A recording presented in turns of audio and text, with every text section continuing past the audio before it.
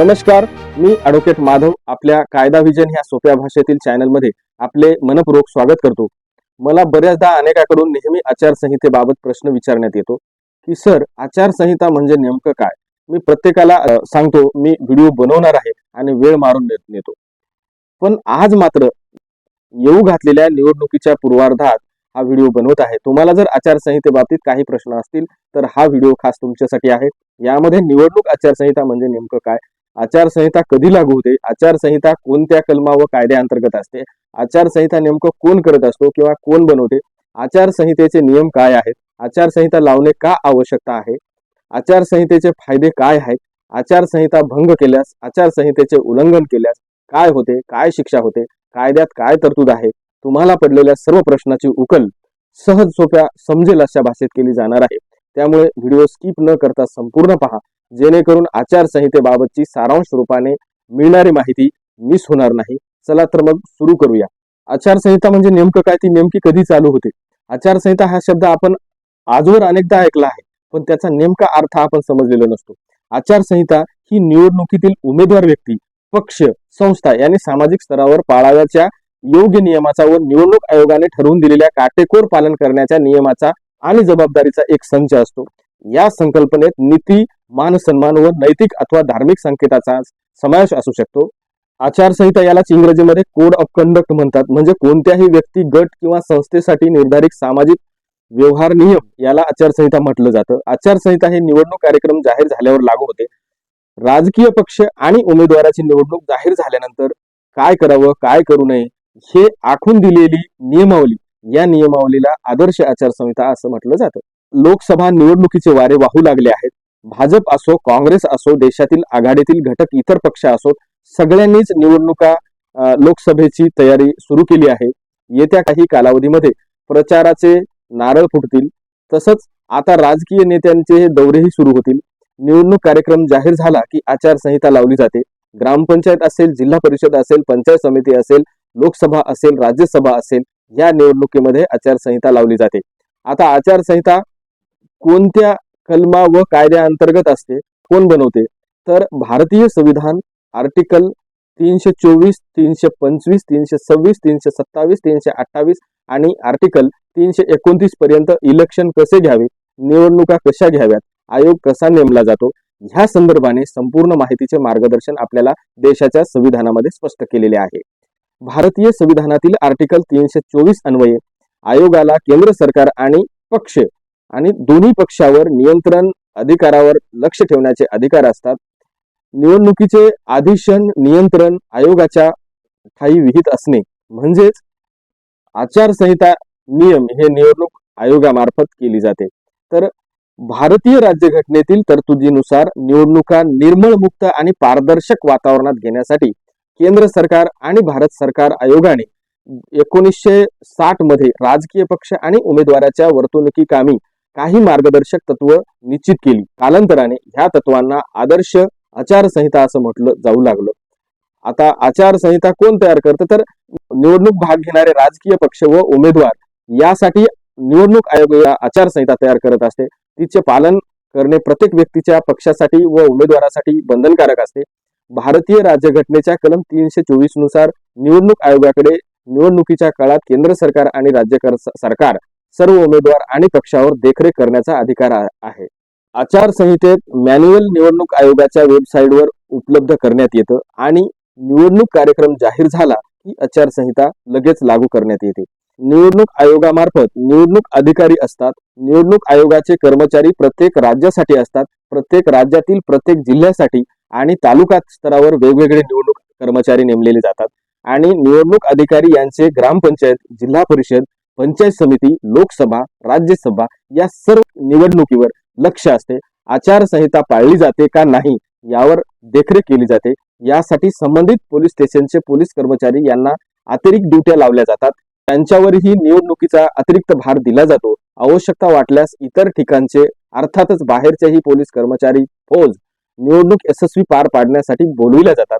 हाच उद्देश असतो की होऊ घातलेल्या निवडणुकीत ठरवून दिलेल्या आचारसंहितेचे आणि आचारसंहितेने ठरवून दिलेल्या नियमाचे काटेकोरपणे पालन व्हावे. म्हणजेच काय तर आदर्श संहिता ठरावी. तर मग नेमकं आदर्श आचारसंहितेचे नियम काय आहेत, आदर्श आचारसंहिता लावणे का आवश्यक आहे, आचारसंहितेचे फायदे काय आहेत, थोडक्यात बघू. मतदारांना पैसे वाटणे, महागड्या भेटवस्तू देणे, मतदारांना लालूच किंवा आमिष दाखवणे या सगळ्या गोष्टी करण्यास आचारसंहिता काळात सक्त मनाई असते. ह्या कालावधीत विद्यमान सरकारला कोणत्याही विकास कामाची घोषणा बिलकुल करता येत नाही. आचारसंहिता काळामध्ये कोणत्याही सत्ताधारी मंत्र्याला रस्ते, पाणी, वीज देऊ अशी आश्वासनं देता येत नाहीत. तसंच निवडणुकीवर परिणाम होणाऱ्या कोणत्याही अधिकाऱ्याची आपल्या आवडीच्या ठिकाणी बदली करता येत नाही. मतदारांना धमक्या देणं, दबाव आणणं हे आदर्श आचारसंहितेचा भंग ठरतं.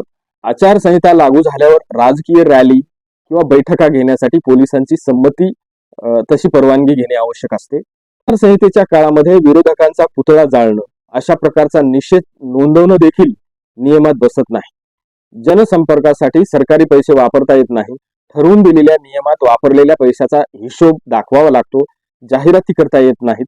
जाहिराती करता येतात, परंतु दिलेल्या जाहिराती ह्या हिशोबातच लावाव्या लागतात व नियमाने ठरवून दिलेल्या प्रमाणात जाहिराती आधीच करतात. जाहिराती आधीच चालू आहेत तर त्या काढून टाकण्यात येतात.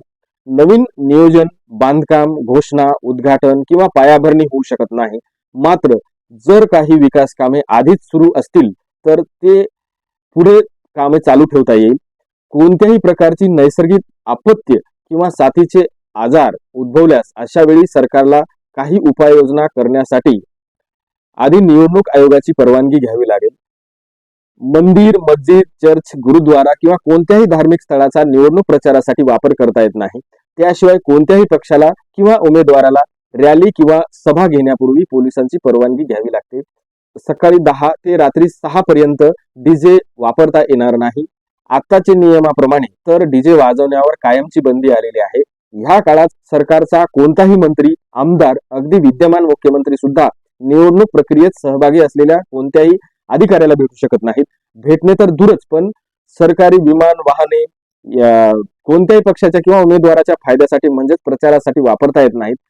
मंत्री, मुख्यमंत्र्यांना त्यांच्या शासकीय निवासापासून ते कार्यालयापर्यंत शासकीय वाहनाचा वापर करावा लागतो. मतदारांना आमच्या अमुक पक्षाला किंवा आमच्या चिन्हाला वोटिंग करा, मलाच निवडून द्या किंवा ह्याच व्यक्तीला निवडून द्या असं सांगून धमकावता येत नाही. धमकावणं हे आदर्श आचारसंहिताचा भंग ठरू शकतं. कठोरात कठोर 1 वर्षापर्यंत शिक्षा किंवा द्रव्यदंडाची शिक्षा होऊ शकते. आचारसंहिता भंग केल्यास, आचारसंहितेचे उल्लंघन केल्यास काय होते, काय शिक्षा होते, कायद्यात काय तरतूद आहे ते आपण चर्चा करूया. कोणत्याही उमेदवाराने आचारसंहितेचे उल्लंघन केल्यास त्याला प्रचार करण्यास बंदी घालता येते.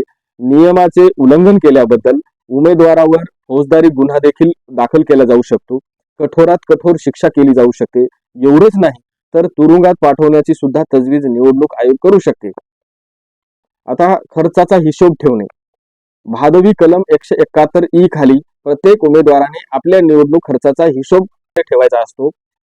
त्याशिवाय एक रिप्रेझेंटेशन ऑफ पीपल ऍक्ट 1951 आहे. म्हणजेच काय तर लोकप्रतिनिधित्व कायदा 1951 एक स्पेशल आहे. यामध्ये उमेदवार, नवीन पक्ष बनविणे, मतदान, मतमोजणी, निवडणूक खर्च, निवडणुकीतील तक्रारी अर्ज, अपील, भ्रष्टाचार, निवडणुकीतील अपराध, राजीनामा, पदावरून हकालपट्टी करणे, पोटनिवडणुका याबाबत सर्व माहिती सांगितलेली आहे. त्यावर म्हणजेच 1951च्या लोकप्रतिनिधित्व या कायद्यावर स्वतंत्र व्हिडिओ बनवा अशी आपण जर कमेंट केली तर स्वतंत्र व्हिडिओ देखील बनवू. निवडणुकीचा हिशोब ठेवण्याची तरतूद ह्या लोकप्रतिनिधित्व कायद्याच्या कलम 71 मध्ये आहे.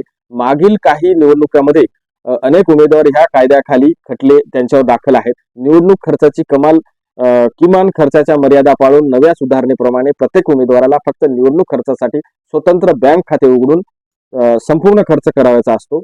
अन्यथा भारतीय दंड संहिता 171 ते 171 ए ते 171 ई पर्यंतचे सर्व कलम निवडणुका संदर्भात सांगतात. कलम 171 ई मध्ये 1 वर्षाची कडक शिक्षा आणि द्रव्यदंड आहेत. शिवाय उमेदवार अपात्र ठरू शकतो. उमेदवाराची झालेली निवड रद्द होऊ शकते. परंतु त्या उमेदवाराला किती दिवस निवडणुकीत उभं राहता येत नाही ते निवडणूक आयोग वा निवडणूक अधिकारी नियमाप्रमाणे ठरवू शकतात. आता प्रचार साहित्य. सर्व प्रचार साहित्यावर मुद्रक प्रकाशाचे नाव पत्ता आवश्यक आहे. यातील तरतुदीचा भंग केल्यास 6 महिने कडक कारावास आणि 2,000 रुपयापर्यंत किंवा 10,000पर्यंत दंडाची पण तरतूद करू शकतात. मतदानाच्या दिवशी मतदाराची वाहतूक करणे, परवानगी असलेल्या संख्येपेक्षा जास्त वाहने वापरणे, मतदार केंद्रात गैरवर्तन करणे, केंद्रापासून 100 मीटरच्या हद्दीत प्रचार करणे, निवडणुकीच्या दिवशी व निवडणूक संपण्यापूर्वी 48 तासात कोणताही जाहीर प्रसार करणे, मतपत्रिका यंत्रे पळवणे वा खराब करणे वा नष्ट करण्याचा प्रयत्न करणे, केंद्र ताब्यात घेणे, इतरांच्या प्रचार सभेत अडथळा आणणे, दारूबंदी वाहतूक नियम मुंबई पोलीस कायदा दारूबंदी करणे, वाहतूक पोलीस नियम कायदा प्रतिबंधक आदेश तरतुदीचा भंग करणे, ह्या सर्व बाबी आचारसंहितेला भंग करणाऱ्या आहेत. यातील बहुतेक बाबी लोकप्रतिनिधी कायद्यात दखलपत्र गुन्हे आहेत, ज्या व त्यासाठी 3 महिने व 2 वर्ष कारावास आणि दंड होतो. याशिवाय मगाशी सांगितल्याप्रमाणे उमेदवाराची निवड व पक्षाची मान्यता रद्द करणे अशी ही कार्यवाही होऊ शकते. मतदानाची गुप्तता. आता मतदानाच्या गुप्ततेचा भंग होणार नाही अशी काळजी संबंधित सर्व कर्मचारी व व्यक्तींनी घ्यावयाची असते. मतदानाच्या गुप्ततेचा भंग झाल्यास तसे मतदारावर प्रभाव टाकल्यास 6 महिन्यापर्यंत शिक्षा, दंड होऊ शकतो आणि निवडणुकीच्या कामावरील कर्मचाऱ्यांनी कर्तव्यात कसूर केल्यास तोही दखलपात्र गुन्हा होऊ शकतो. मतदानाचे 2 दिवस अगोदर, मतदानाचा दिवस आणि मतदानाचा दुसरा दिवस असे एकूण 4 दिवस, तसेच मतदान मोजणीपूर्वीचे 2 दिवस, मतदान मोजणीचा दिवस, त्यानंतरचा 1 दिवस असे एकूण 4 दिवस दारूबंदी असते. त्याशिवाय नामनिर्देशन पत्र नष्ट करणे, तसा प्रयत्न करणे, निवडणूक अधिकाऱ्याने लावलेली सूचना, दस्तऐवज इत्यादी काढण्याचा प्रयत्न करणे, अधिकाऱ्याशिवाय यंत्रे स्वीकारणे, ताब्यात ठेवणे, इतरांना देणे, यंत्रास किंवा मतदान साहित्याला नुकसान होईल असे कृत्य करणे, हे सर्व गुन्हे असून ते सरकारी कर्मचाऱ्याकडून घडल्यास त्यांना 2 वर्षापर्यंत कठोरात कठोर शिक्षा आणि द्रव्यदंडाची तरतूद आहे व इतरांकडून तो घडविला गेल्यास 6 महिन्यापर्यंत कडक शिक्षा आणि दंड होऊ शकतो किंवा दोन्हीही होऊ शकतात. तर हा होता निवडणूक आचारसंहिता म्हणजे काय, आचारसंहिता कधी लागू होते, आचारसंहिता कोणत्या कायद्याअंतर्गत असते, आचारसंहिता नेमकं कोण करत असते किंवा कोण बनवते, आचारसंहितेचे नियम काय आहेत, आचारसंहिता लावणे का आवश्यकता आहे, आचारसंहितेचे फायदे काय आहेत, आचारसंहितेचा भंग केल्यास, आचारसंहितेचे उल्लंघन केल्यास नेमके काय होते, काय शिक्षा होते, कायद्यात काय तरतूद आहे. हा व्हिडिओ कसा वाटला, तर असे अनेक व्हिडिओ नव्याने येणार आहेत, त्यामुळे चॅनलला सबस्क्राईब करा. नवनवीन व्हिडिओचे नोटिफिकेशन तुम्हाला मिळतील. धन्यवाद. पुन्हा भेटूया दुसऱ्या एपिसोडमध्ये. तोपर्यंत थँक्यू. Bye bye.